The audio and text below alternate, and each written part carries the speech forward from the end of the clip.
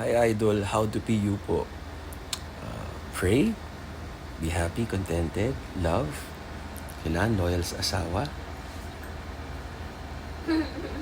patient, tapos try to be a good person and have a positive outlook in life.